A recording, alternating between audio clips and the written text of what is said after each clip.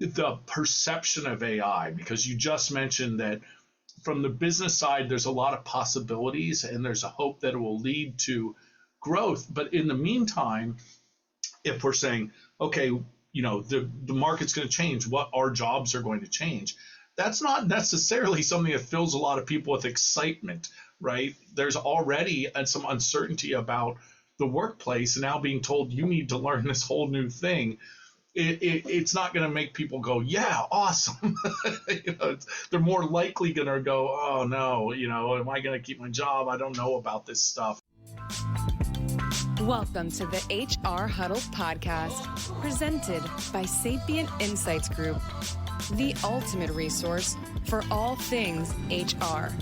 It's time to get in the huddle.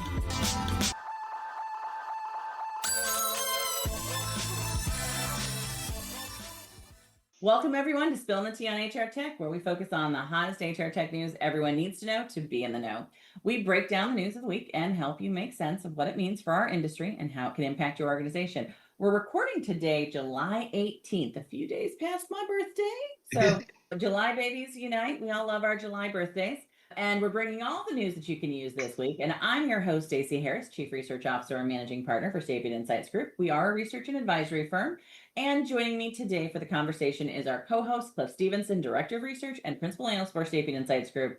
Cliff, welcome back on this very hot, I think I'm up to 99 degrees here in North Carolina day. We got lots of tea going on, more than we can maybe even get through today, but because we got to get our show down to 45 minutes today just because we got meetings going on. You would think things would have slowed down being that it's summer, but not that much, right?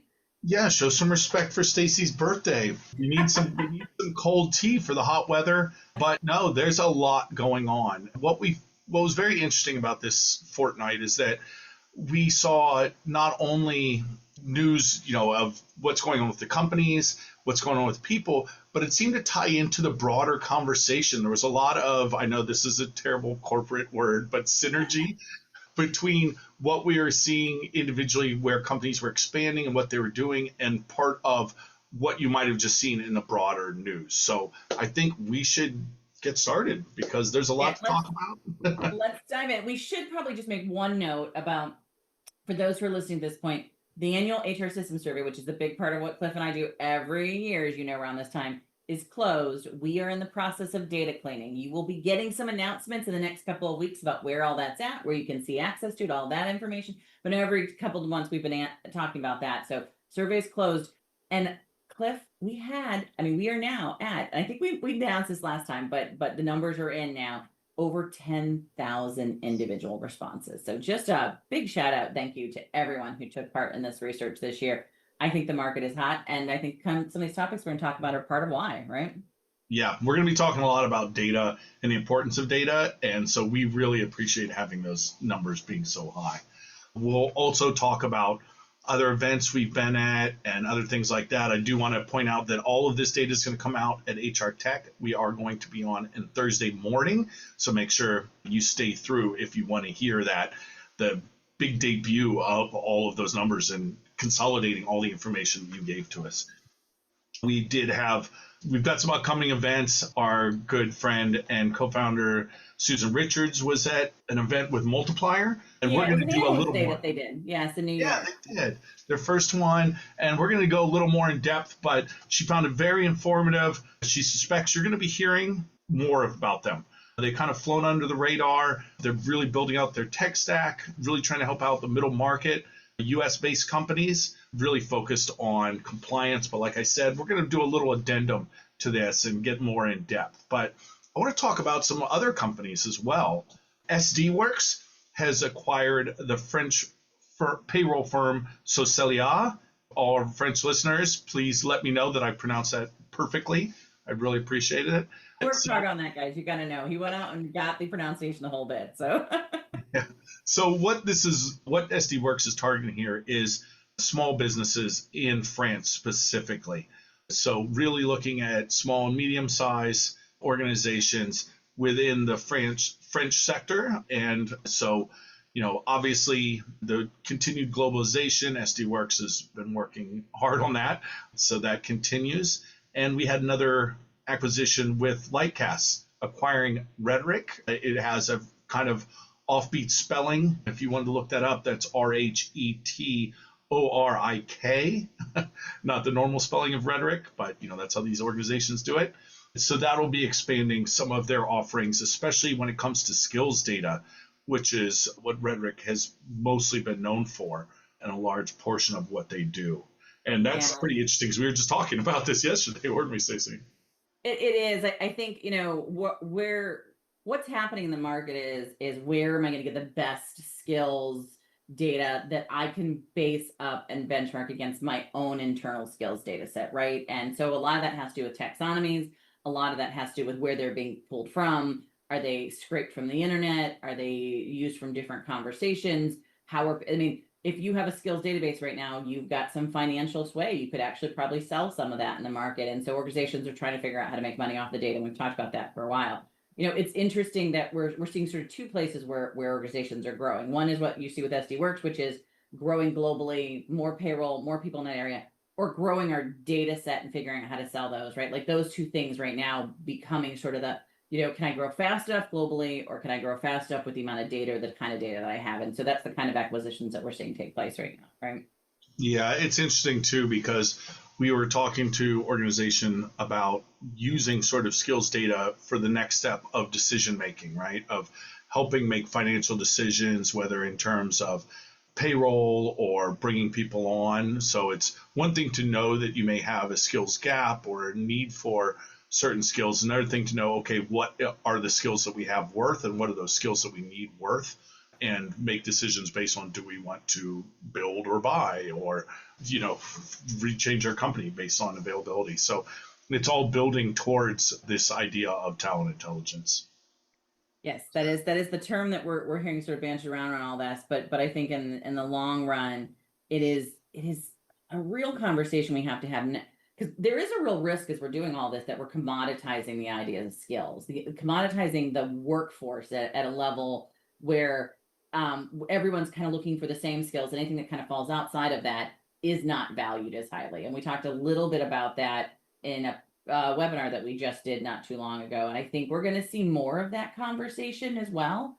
And so I do think this conversation about skills, it's meant to create more light layers and levels and opportunities. But like anything else, when it's overused or over analyzed or over sort of wrought, it can also do a lot of monetization and kind of pushing down the factor of what we're looking for. Amazing point. Yeah, that's something we've seen even in just the naming of what our jobs are, right? Where we went from personnel and then it was human resources to sort of make us seem more valuable. And then we've seen a switch, right? We see more chief people officers and we see people technology because we worry about the dehumanization, right? There's that constant battle between finding value in our people, but not just becoming value points. Right? Yeah. Exactly. Interesting things going on. And speaking of modernizing where are you going to HR, go with this transition, Cliff? Well, speaking of modernizing HR, Workday is trying to, bring sort of, we've been talking a lot about Workday and government stuff, but this is a little different. This is Workday as an organization taking all of the work they do specifically for government and making that its own entity within Workday. So Stacey, you're definitely the Workday expert. Can you walk us through a little bit of what they're doing here? It seems like they're sort of splitting that work out, right? It is, yeah. So basically they're creating a wholly owned subsidiary, Workday Government, dedicated to serving the U.S. government.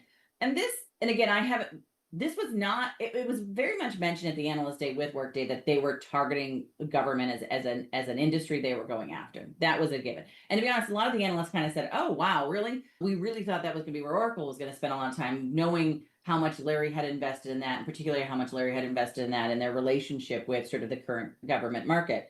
What I think is Larry being, Larry Ellison. Oracle, Larry Ellison, sorry, I should know.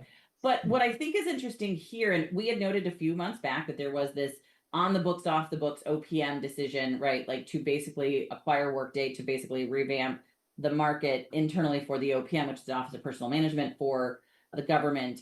And that was sort of announced and then pulled back, partially because it was a non-bid decision. And then, there was a lot of people who sort of pushed back on that being a non-bid decision. And so then they basically they weren't putting out RFPs for it. They were making a single decision point. And then, they rescinded that as far as we know. This may be a reaction to that. I don't know for sure. Or this may have just been in place. We know that Workday has been working on getting a lot of the general guidelines and requirements, the Fed ramps, they call them, right? And there's a lot of Fed ramps that you've got to get to be able to serve the US government.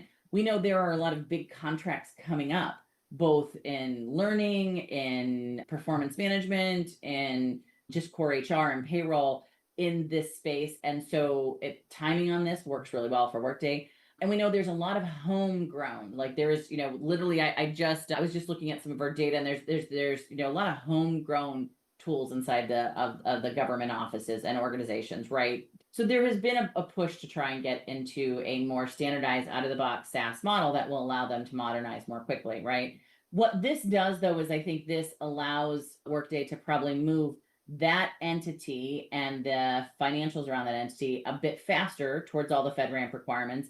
It probably allows them to separate out the relationship between any work they're doing internationally, which can be a risk for organizations like this, and the work they're doing for the US government. We see this happen a lot with consulting firms. They'll create a subsidiary, right? So they can do the government contracting work and not be have the issues with the fact they've got sort of a global workforce, or even where their chief sort of product people are from. Like there's a lot of requirements that come down to who can touch the assets, where they can be, what their background is, and whether or not they have the ability to get security ratings. Now, some of that has gone a little bit by the wayside in the most recent current legislation model, but not all of it, right? And so this is probably a move to make that easier. One of the things that you are seeing is that Workday is built on a zero trust architecture, which means they're designed to provide robust data security and privacy. That's a really big thing for this model. And this is going to push them to get those Fed ramps. They are actively working toward impact level 4 and 5, which are pretty high levels. And they're looking how they can put AI into it. So I think this was a big move for Workday. I think everybody has to be aware of it, only just from the fact that it is pulling some resources away from the other product areas, right? So which may or may not be an impact, or it's giving them an opportunity just to move this faster, right? That's exactly it.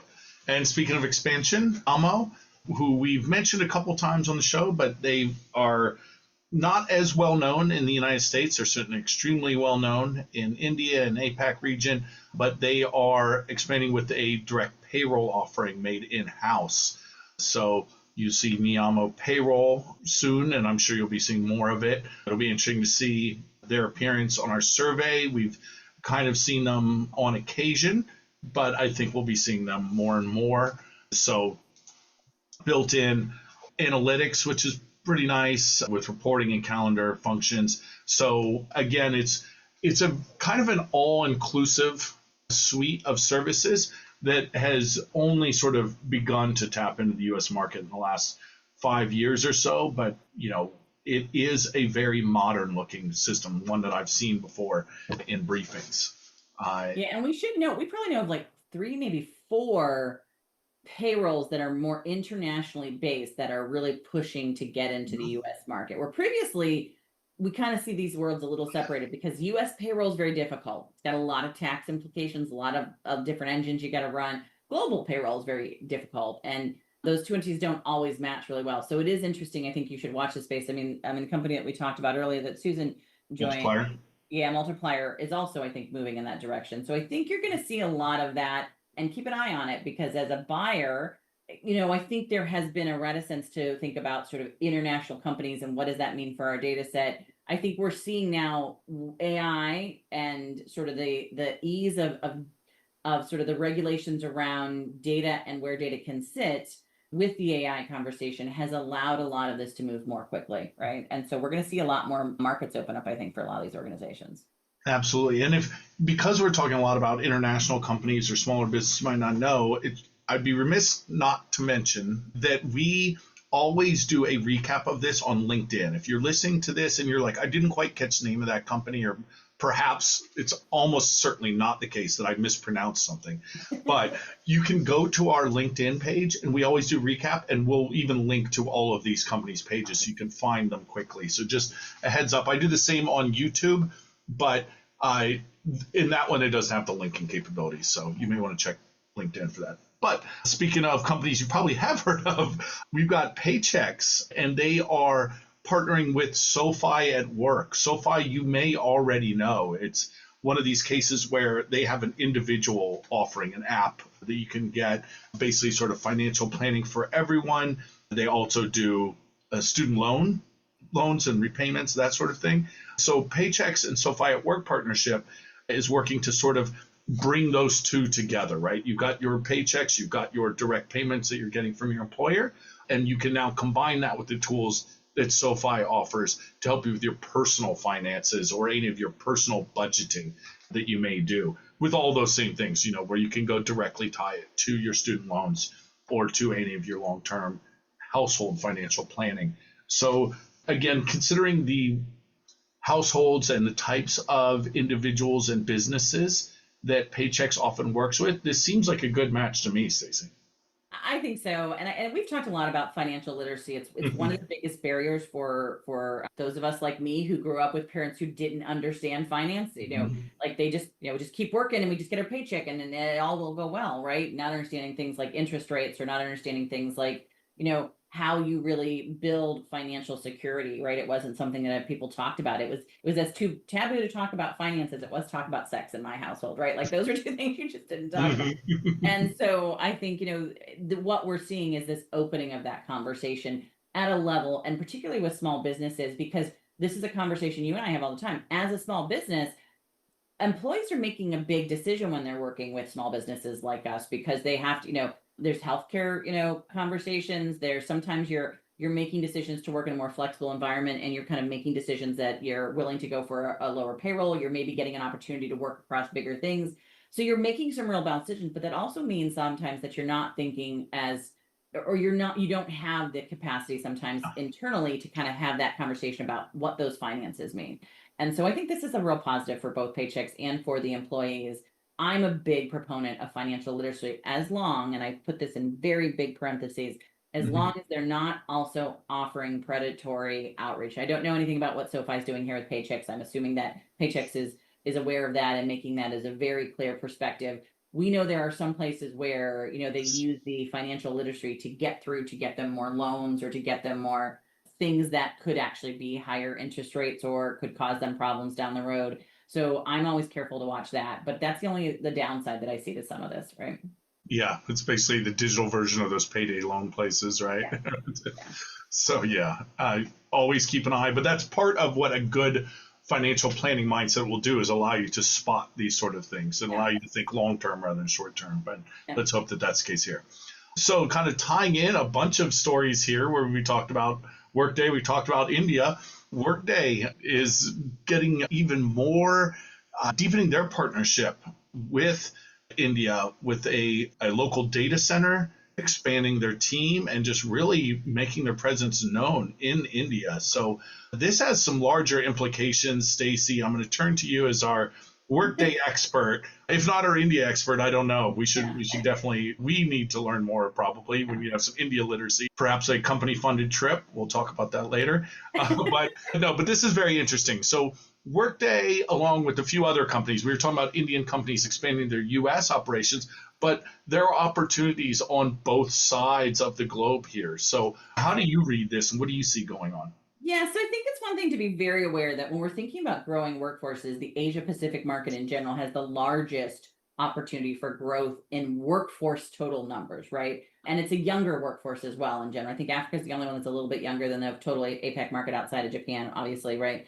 And in that environment, what we're seeing is that there's a real need for technology to manage that workflow, particularly as that market is moving more upstream with the work levels that they're doing. We talked a little bit last week in our session about sort of the fact that we're seeing, as the opportunity to do double-digit growth lessons here in the United States, because there's just, we've saturated the market slightly, particularly with enterprise applications and HR. the growth model right now is outside the US. And so organizations have to really think about that with that growth model, with moving some of my workforce and my talent outside the US, what does that look like, right? And this is sort of that kind of same conversation here for Workday, right? Which is the India market is a wide open market. It is replacing a lot of still on-premise applications if they had technology at all, or older platforms. It has heavily been an SAP environment for the market in the India space, right? Like that was SAP had penetrated. There was a lot of on-premise SAP, a lot of on-premise PeopleSoft back in the day, right?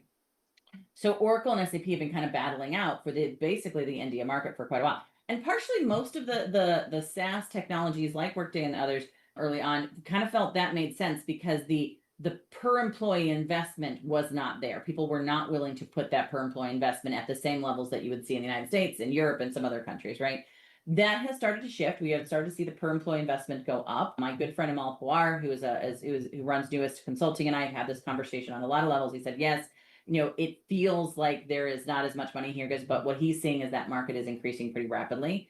There also, I think, too, is just when you're looking at just sheer growth, it is kind of the numbers game here, which is, right, yes, they may pay a little bit less per employee or be expecting a little bit less of a price point for per employee, but the sheer numbers will make up for that conversation, right? And so you're probably seeing that a little bit, is that Workday's trying to do a little bit of that calculation as well. And so I think, we're just going to see more of this across the region. I'm waiting to also see who's going to sort of tackle what is a very complex environment in Africa as well. We know Oracle has heavily gone after the Middle East market. We know Eastern Europe is a whole other conversation that organizations are starting to have. Mainland China is another conversation we see in this space as well. All the various islands in the ocean, sort of those end up being big conversations. I think in general, you're just going to hear more about organizations trying to scale up their international workforce and international data sets to accommodate these things, right? Yeah, I think that's absolutely the case. In fact, I remember you mentioned Eastern Europe. We were talking about, now I'm blanking on who it was, but opening a data center in Bucharest in Romania. So had that last week. But for those of you that are listening, you'll recall. So normally, leading a growing business, it's like building a plane while flying it. Team building, decision making, and scaling all at once. At CPO Playbook, we get it. That's why our podcast, ranked in the top 10% worldwide, tackles the toughest leadership challenges with insights to help you lead smarter and grow faster. Tune into the CPO Playbook podcast because leadership doesn't come with a manual, but we're pretty close. We also like to talk about people sort of getting promoted or moved, but this week I want to shout out someone that's retiring. John Strauss, retiring from Greenhouse. One of the founders has been their president and is retiring. So want to, first of all, it's been great work. Greenhouse has grown under his stewardship, but also I think pointing out this retirement is a little more indicative of what we're seeing in the market right now. I think at the beginning of this year, Stacey, we talked so much about all of these people coming in, but we know that there's been a lot of changing of roles and movement around. We're not seeing too much just complete drop off, but we're seeing a lot of movement now. Sort of, it's like the first 3 months or the first quarter or two were sort of marked by all of this increased growth. And I think it's a possibility that volatility that we kept talking about and the uncertainty in the market and the tariffs are beginning to have an effect, at least in the U.S., if not globally, because we're going to be talking a little more about some layoffs and things going on and some retirements. So I thought that was just a little more fitting to talk about a retirement. But again, not this isn't because of that volatility. This is just someone who's been at the place a long time. Yeah, no, it's. I mean, John's been a long time industry sort of person in the market. I think there is a lot of conversation about founder-led businesses versus non-founder-led businesses. You and I have that conversation all the time as to when the founders start to sort of roll out as companies are scaling and need to scale differently. One of the things I would say, there's two things I think that are happening here. One is that we are seeing, particularly in the tech space, but it's not surprising, that a lot of the founders who came in sort of that 2010 right time frame right now, they're getting to a close enough to retirement range, right, that it makes sense for them to sort of de-stress their lives a little bit, right? And why not take that opportunity? And we know people are sort of semi-retiring earlier than they would have maybe in the past, because they've, particularly in the tech space, but in other spaces as well, because there is an understanding of that you, when you are sort of getting out of sort of the big business company model, right? There's a lot of opportunities to do little business company models, be on boards, be on one-on-one consulting, do investments. And a lot of people are sort of shifting to that at a certain point in their careers. And I think, we're going to see a lot of that in the market as well. I think the other side of this, though, and we touched on just a little bit, but you're going to see more of it come out as the data starts to come out from our report, is this. We are hitting a very real state in the market of high performance expectations and lots of revenue growth models with a reduction in or an increase in productivity per employee, which basically means that we are reducing and creating more efficiency, and we're trying to get more money out of it. And so we're kind of doing the squeeze inside of our businesses, right? I just saw someone post like a job posting that basically said, we work 50 hours a week. If you're not interested in doing that, don't apply, right? Yes. Like those are the kind of things that are common language right now, because this idea of just, we need to get as much money as quickly as possible. Now, my take on a lot of this is that some of it is there is an economic market where that works right now, because of we're sort of rearranging sort of taxes and stuff, both here in the US and globally. But I also think there is we need to really get a lot of money over this next couple of years to be able to invest in AI to then spur the next growth model, right?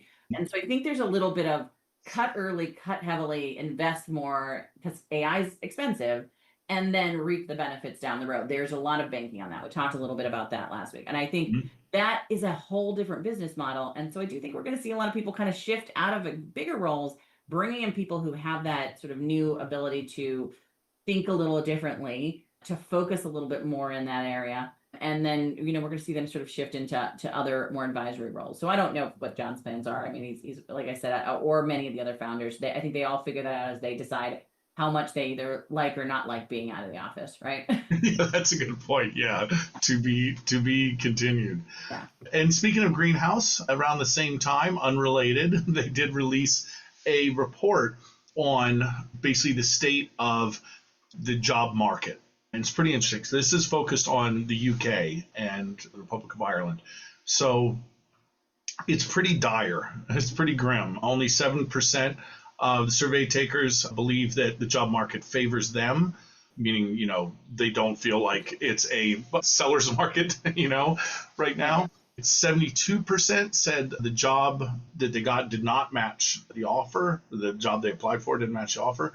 80% felt insecure in their current roles with the AI. That was the U.S. market, right? We're now switching to the U.S. at 80%, and a large part of that was because of AI. They felt insecure because of the rise of AI, whether that meant that AI was going to replace their jobs, or they're going to need to learn new tasks, or whatever the case may be. That was a large feeling of that anxiety. And it's pretty interesting. It's something you and I have talked about offline, Stacey, about the perception of AI, because you just mentioned that from the business side, there's a lot of possibilities, and there's a hope that it will lead to growth. But in the meantime, if we're saying, okay, the market's going to change, what our jobs are going to change, that's not necessarily something that fills a lot of people with excitement, right? There's already some uncertainty about the workplace, and now being told you need to learn this whole new thing, it's not going to make people go, yeah, awesome. They're more likely going to go, oh no, am I going to keep my job? I don't know about this stuff. And so you can see where there's sort of conflicting interests, right? We want to make sure that we as businesses are able to compete and are able to succeed and meet market needs, but at the same time, it's people that drive these companies. That's not just a tagline, that's what's happening. And how do you keep them engaged with this new technology and not feel almost competitive with it? Well, and I think that the Lovelace report that you're going to talk about in the next, I was about to say, which is basically, again, focused on the talk through that.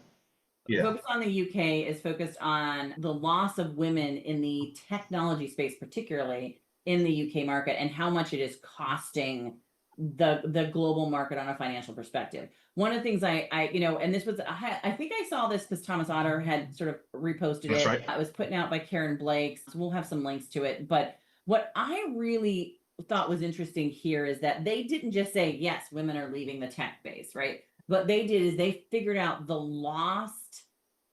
amount of money that the companies were losing because they were losing both talent, knowledge, and the inability. We have these open positions that people aren't filling with all these high levels of skills that we want, and that women are a big part of that conversation. And why women were leaving those organizations was very clear. It was because they weren't getting opportunities to move up into leadership roles. They weren't being supported. It wasn't that they were looking for, that they didn't have the tech skills. It was much more that the environment was not something that felt worth their time spending time in, right? 70% who are leaving have pursued additional qualifications, 60% find moving into leadership very difficult, 50% regularly overlooked for high visibility positions, right?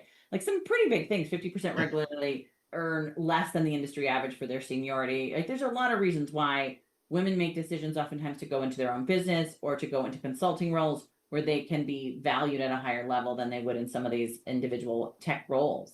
What I think all of this leads to in the conversations just had with Greenhouse and with this data set here is that in 2010 we did massive layoffs, right? That was probably the last time we had layoffs in sort of like 2015 a little bit, but in 2010 and obviously COVID was its own little conversation. But in 2010 we did massive layoffs. People don't remember oftentimes that talent management came out of that era, right? Like I can remember we were just talking about what was talent management in 2007 when I joined Burson and Associates, right? And that was the middle of all of the layoff models that were happening around the impact here in the United States, but even globally around the financial crisis. And out of that grew this massive drive for talent management because what had happened is we reduced our staff, included a lot of expectations for higher performance on the existing staff, and and the engagement of those existing staff dropped. It bottomed, and companies couldn't figure out why they couldn't get any more performance out of existing staff. So in the short term, it's really easy to say, cut, we're going to add AI, it's going to make things better, we're going to do everything. In the long term, we're going to see engagement issues, and they're already starting to show up in the market. We're going to see organizations, and this is going to be a conversation that I'm having on a webinar that we're going to be doing in August with Worx, is where at what point do companies realize that the engagement is what they need to start bringing up to get the kind of outcomes? Because no matter how good your AI is, if your employees aren't engaged in it, it's not going to work. That was I think a really important conversation to have, right?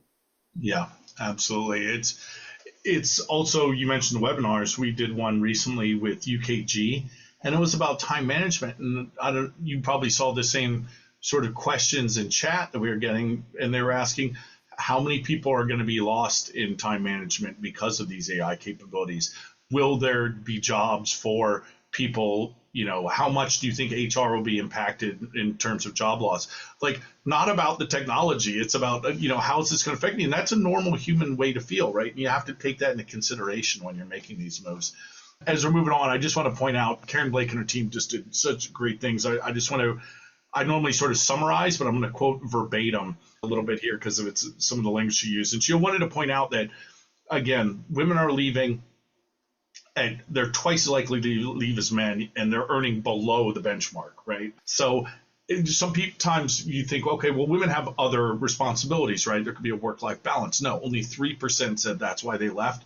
And then I'm going to quote verbatim, it's about broken systems lighting 3.5 billion pounds on fire annually while we complain about talent shortages. Yeah. Really good, strong writing there. Love it. Yeah, and Brittany she says they're losing 100 women from our tech sector a day. Think about that, right? So, okay. Yeah. Right. No, because it's a perfect segue into something we're seeing in the United States. Yeah. This was an article all about looking at the college grads versus non-college grads labor segments, I guess we'll call them. We're going to split them in two. Traditionally, we've had more non-college grads than college grads. There's a lot of jobs that we see sort of more likely to be filled by non-college grads: transportation, production, hospitality, construction, on and on, right? The kind of, I guess, ones you quote unquote expect those jobs to be. But what's happening is, because the two segments are growing at disproportionate rates, we're getting more and more college grads and less non-college grads, right? Those make sense, right? But the job market's going the other way, right? The supply and demand aren't meeting. And the title, America's labor force is splitting in two, I think is evocative of what we're seeing. It's still the case that there are more non-college grads, but if this trend continues, we're going to see, and we are already starting to see, some big issues for this exact same reason, right? Of how many people are we leaving behind, maybe because we're not looking in the right places, especially as we in the United States are feeling more and more pressure to hire only United States citizens, even though we know that there's a large job market in all those areas Stacey mentioned earlier. So this is becoming a problem, and not sort of on the horizon, but now of these things happening. So pretty wild. And again, the data is a large data set, right? This is the Census Bureau. This isn't some small numbers. It's one of the reasons we always try and look at where the data is coming from when we're reporting on this, because we have a big belief and understanding that we need large numbers to make these sort of assumptions. But some really crazy stats here, Stacey. I don't know if there's anything specifically caught your eye from this. Yeah. I mean, college graduates right now are climbing at they're sort of roughly 1.1 and 1.5% per year through at least 2025 as a record share. Gen Zs are getting graduate degrees, right? And they are replacing less educated retirees, right? Like, so we know there's just a lot of retirees who didn't get college graduations who are now retiring, right? Non-college adults, though, I think the big conversation here is the value proposition of that college degree, and then what else do we need in our market besides college, which is a traditional conversation. My dad was a tech educator, so he basically did what we called sort of education at manufacturing levels, and he did sort of splits between college level degrees and tech and degrees, and basically those were kind of split together and created a new kind of entity in the market. I think we're going to see a lot more of that. And right now, that's not a lot of the conversation. Right now, we're talking about no degree or degree, and we're talking about, do you just get a trade certification, or do you get a college degree?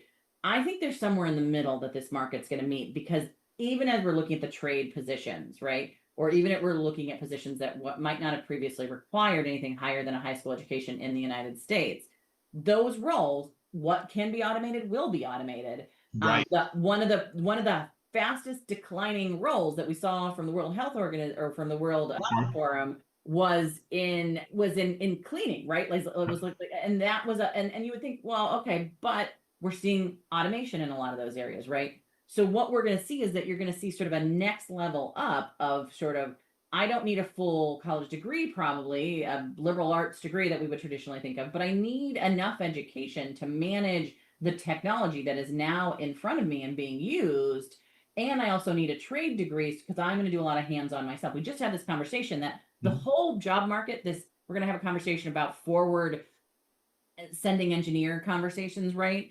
We are going to have more highly specialized and skilled professionals who also understand how to manage the tech. That is a joint conversation, and it will require both certain levels of critical thinking and education that we would have traditionally gotten in college and traditional trades training. And I don't know that we're ready for that at all here in the US. And I don't even think Germany and the UK are kind of ready for that, because they've also done a pretty big split in their market around that. I think this is going to be a space we're just not ready for, right? Yeah, I think that's the case. And you mentioned automation. Of course, we also have talked about AI, right? What are the jobs that will be most heavily impacted by AI? Some of these things like construction may not be, but some of these, what we call entry-level white-collar jobs like data entry very much will be, right? So there may be a sort of flattening of the job market in certain cases, right, as we're seeing an increase in supply. So there's all those factors. And speaking of AI, there's this conversation going on. I think this is part of our tech education series, speaking of your father, that you might have heard. You remember about 4 months ago or something, we started talking about agentic AI. Yeah. So now I know everyone has to learn all these terms. It's like a new language. We're now going to be talking about RAG. I don't know if the markets decide to call this RAG or not, but this is retrieval augmented generation. So this is when your AI system is kind of going out and it learns from all of the things that are out there on the internet, right? And then you ask it a question. Now, we're seeing problems, but this is where a lot of hallucinations come from because it's pulling from possibly an incorrect data set or an outdated data set. So this augmentation means that it's real time. Now it would search through the Googles and everywhere else, right? It would do its own search to sort of augment that retrieval of information, hence the RAG. So you're going to start seeing a lot more companies coming out with this term, using this term. It's important to understand, where it has value and where it doesn't. But I just thought it's an interesting little thing that we're seeing, and again, kind of giving you the hot tea, giving you the most up to date. It's something we're now seeing almost as a marketing term sometimes, Stacey. It is. And the link we're going to reference you to is the article written by John Reed, who's a good friend of ours who writes for Diginomica. And if you get a chance to see his interviews and podcasts and some of his writing, it's really valuable because he dives deep on a lot of these conversations. What I want everyone to understand, I think, and why I want to sort of wrap up on this conversation, Cliff, on the RAG issue, is that we've talked a little bit about this we've talked quite a bit. And I ask every organization, this is more of the traditional AI is where it comes from, right? It is yes. The idea that it goes out and it gets a specific answer and it knows what that answer is. And there's a little bit of automation of AI sort of as flexibility in it, but it's mostly focused on getting the right answer and you give it details about where that answer is. Where large language models, the challenge we have with large language models is that they are given so much autonomy if you're using a true LLM to give you an answer that is not strictly defined by what guardrails you've put around it. So there is a lot of, this is where hallucinations come from. This is where it might say something that's not quite right. It is the combination of LLM and RAG that is creating sort of this next generation of what you would call sort of powerful AI conversations. And how that is connected is the most important thing for you to understand when you're talking to your organizations where you might be buying the technologies, or if you are someone who's working on an AI conversation, because whether LLM is on top or below and is pulling or driving those conversations will depend on how much possible hallucination or possible incorrect data or possible information you might get. And so we just had a demo with one of the vendors that we'll talk a little bit about next week when we get some approval to, where they showed us this very structured model of a chatbot that used probably the most, I think, interesting approach to kind of embedding RAG inside of an LLM conversation, right? And I think that's going to be the conversation we're heading to. So more to come on this. I think it's worth it. Yes. We'll put the link in the follow-up. Cliff, we got to get going because I know I'm late for a meeting. We got to talk about events. What events do we have coming up? Can you just quickly them for everyone? Yeah, I'm going to run through these really quick. We can also go to our website under news and views. You'll find links and more information about these if you're interested. We've got the ADP Innovation Day, September 3rd. Stacey, you'll be at that in New York City.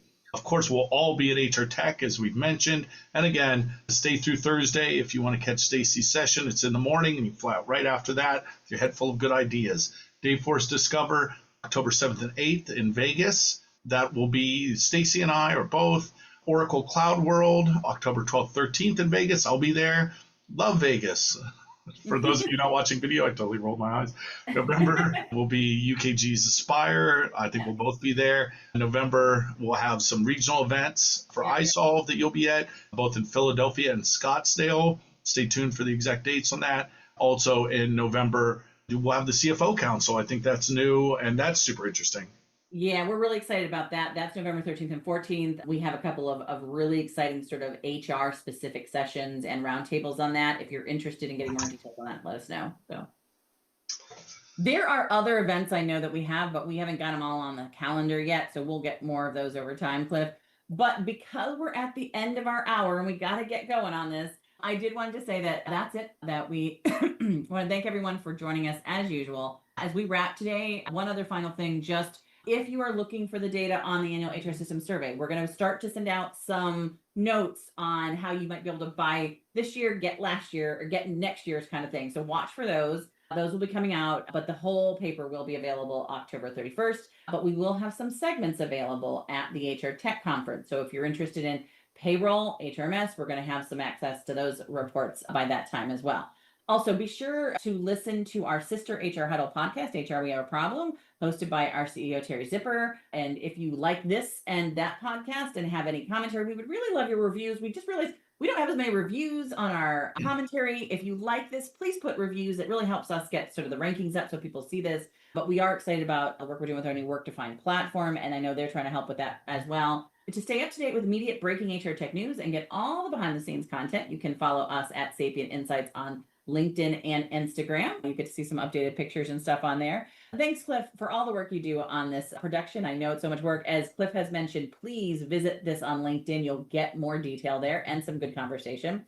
Thank you to our production team, Brand Method Media Group, who helps us produce our podcast, run by the amazing founder, Callie Kelly, and our marketing, Summer Orlano, Cole Harris, and the whole staff who helps us get this up and running. Thanks to our listeners and community. We couldn't do this without you. And that's it for this episode of Spilling the Tea on HR Tech.